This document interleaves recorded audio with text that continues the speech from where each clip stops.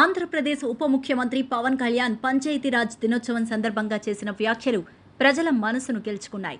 తనకు పాలనలో అనుభవం తక్కువగా ఉన్నా ప్రజలకు ఉపయోగపడే విధంగా పనిచేస్తాననే ఆత్మవిశ్వాసం ఆయన మాటల్లో స్పష్టంగా కనిపించింది.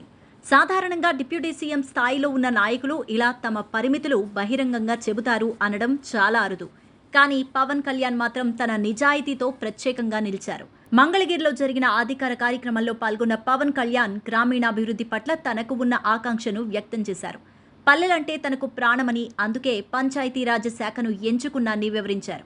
గ్రామాల అభివృద్ధిలో రాజకీయ జోక్యాలు ఉండకూడదని, అందర్నీ సమానంగా చూడాలని అభిప్రాయపడ్డారు.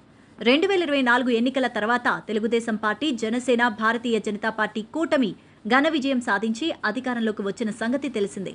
ఈ కూటమి ప్రభుత్వం నారా చంద్రబాబు నాయుడు నేతృత్వంలో ఏర్పాటు కాగా పవన్ కళ్యాణ్కు ఉప ముఖ్యమంత్రి పదవితో పాటు గ్రామీణాభివృద్ధి, పంచాయతీరాజ్, అటవీ, పర్యావరణ, శాస్త్ర సాంకేతిక శాఖలు లభించాయి. పల్లెల్లో రాజకీయ ప్రభావం లేకుండా అభివృద్ధిని మాత్రమే లక్ష్యంగా పెట్టుకుని పనిచేస్తున్నామంటూ పవన్ వెల్లడించారు. ప్రస్తుతం రాష్ట్రంలోని 70 నుంచి 80% పంచాయతీలలో వైసీపీకి చెందిన సర్పంచ్లే ఉన్నా ఆ గ్రామాలను కూడా ఇతర గ్రామాల మాదిరిగా అభివృద్ధి చేస్తున్నామని అన్నారు. గ్రామం గ్రామమే, సర్పంచ్ సర్పంచే అనే నినాదంతో ముందుకు వెళుతున్నామన్నారు.